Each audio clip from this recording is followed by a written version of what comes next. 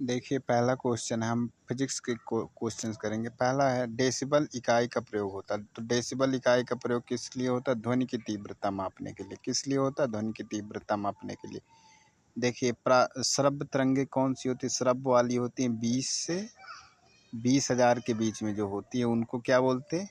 श्रव्य ध्वनि तरंगे। ये मतलब इनको मनुष्य सुन सकता है। ठीक है। नेक्स्ट क्वेश्चन, एम्पियर क्या मापने की इकाई? एम्पियर से क्या मापते? विद्युत धारा मापते हैं। क्वेश्चन नंबर 3 है, यंग प्रत्यास्थता गुणांक का सही मात्रक है। यंग प्रत्यास्थता गुणांक का सही मात्रक क्या? न्यूटन प्रति मीटर स्क्वायर। न्यूटन प्रति मीटर स्क्वायर। यंग प्रत्यास्थता क्या मात्रक है? न्यूटन प्रति मीटर स्क्वायर। मात्रकों की अंतरराष्ट्रीय पद्धति कब लागू की गई? तो एसआई पद्धति पूछेगा कब लागू की गई। एसआई पद्धति लागू की गई 1971 में। कब लागू की गई? 1971 में। ठीक है। खाद्य ऊर्जा को हम किस इकाई में माप सकते हैं? खाद्य ऊर्जा को हम किस इकाई में माप सकते हैं? तो कैलोरी में माप सकते हैं। किस में माप सकते हैं? कैलोरी में। कैलोरी किसका मात्रक है? ऊर्जा का। किसका मात्रक है? ऊर्जा का। ऊर्जा का मात्रक कैलोरी है। ठीक है। अब क्वेश्चन ये है, विद्युत मात्रा की इकाई है। विद्युत मात्रा की इकाई कौन सी? एम्पियर। एम्पियर किसकी इकाई है? विद्युत मात्रा की। ठीक। एसआई पद्धति में लेंस की क्षमता की शक्ति क्या है? तो उसको किस में मापते हैं? डायोप्टर में। किस में मापते हैं? डायोप्टर में। कैंडिला मात्रक है। कैंडिला किसका मात्रक है? ज्योति तीव्रता का। ज्योति तीव्रता का मात्रक क्या है? कैंडिला। और ज्योति तीव्रता कैसी राशि है? तो ज्योति तीव्रता राशि है, मूल राशि है। जूल इकाई है। जूल किसकी इकाई है? जूल देखिए कार्य की इकाई है। जूल किसकी इकाई है? कार्य की। कार्य की इकाई क्या है? जूल। और ऊर्जा की भी इकाई क्या है? जूल। ठीक। और देख लीजिए 1 जूल बराबर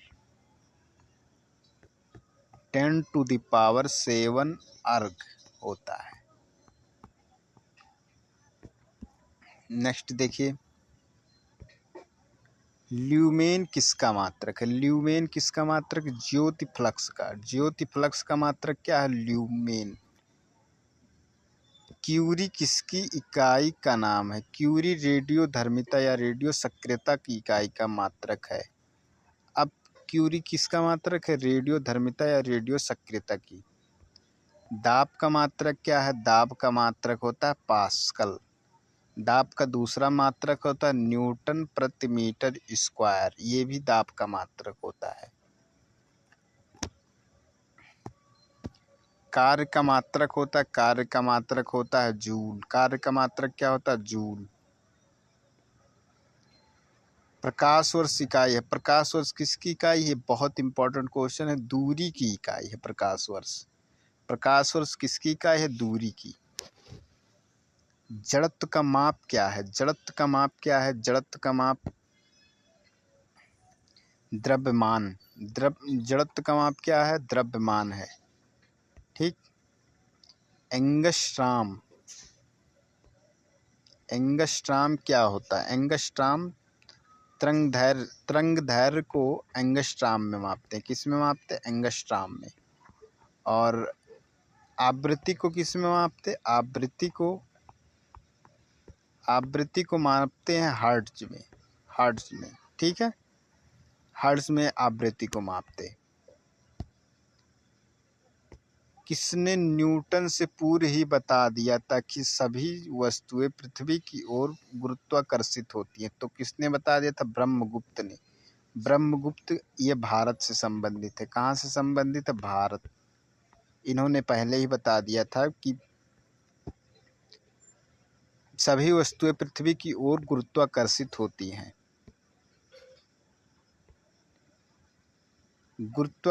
यदि एक पेंडुलम से दोलन करने वाली घड़ी को पृथ्वी से चंद्रमा पर ले जाएं तो घड़ी होगी सुस्त होगी। क्या होगी? सुस्त होगी। घड़ी कैसी होगी? सुस्त होगी।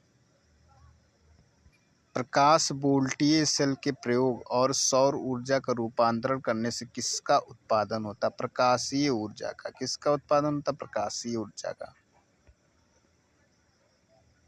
जब हम रबड़ के गद्दे वाली सीट पर बैठते हैं या गद्दे पर लेटते हैं तो उसका आकार परिवर्तित हो जाता है। ऐसे पदार्थ में पाया जाता है स्थितिज ऊर्जा। क्या पाया जाता है? स्थितिज ऊर्जा। उत्प्लावता से संबंधित वैज्ञानिक है कौन? उत्प्लावता से संबंधित वैज्ञानिक आर्किमिडीज। कौन संबंधित है? आर्किमिडीज। द्रव में आंशिक या पूर्णतः डूबे हुए किसी ठोस द्वारा प्राप्त उछाल की मात्रा निर्भर करती है ठोस द्वारा हटाए गए द्रव की मात्रा पर। किस पर निर्भर करती? ठोस द्वारा हटाए गए द्रव की मात्रा पर। जल पृष्ठ पर लोहे के टुकड़े के न तैरने का कारण है लोहे द्वारा विस्थापित जल का भार लोहे के भार से कम होता है। लोहे द्वारा विस्थापित जल का भार लोहे के भार से कम होता है। वेग, संवेग और कोणीय वेग कैसी राशि हैं? सदिश राशि है। कैसी राशि है? सदिश राशि। सदिश राशियाँ कौन सी होती? जिनकी दिशा भी होती है, परिणाम और दिशा दोनों होती है, वो सदिश राशियाँ होती है। अदिश राशियाँ कौन सी होती हैं? जिनमें केवल परिणाम होता है, दिशा नहीं होता, वो कौन सी राशियाँ होती? अदिश राशियाँ।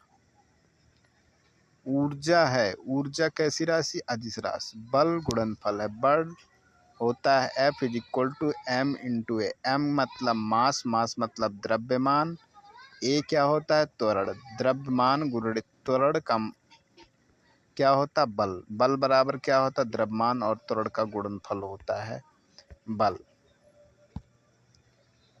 जब कोई वस्तु चंद्रमा पर उतरता है तो उसके शरीर में उपस्थित भार घट जाता है तथा मात्रा अपरिवर्तित रहती है। देखिए, भार चंद्रमा पर कितना हो जाता है? अगर कोई मनुष्य पृथ्वी पर 60 किलो का है तो चंद्रमा पर 1/6 उसका घट जाएगा, मतलब 10 किलो घट जाएगा। वो कितना भार महसूस करेगा? 50 kg। कितना भार महसूस करेगा? 50 किलो का वो महसूस करेगा। ठीक है।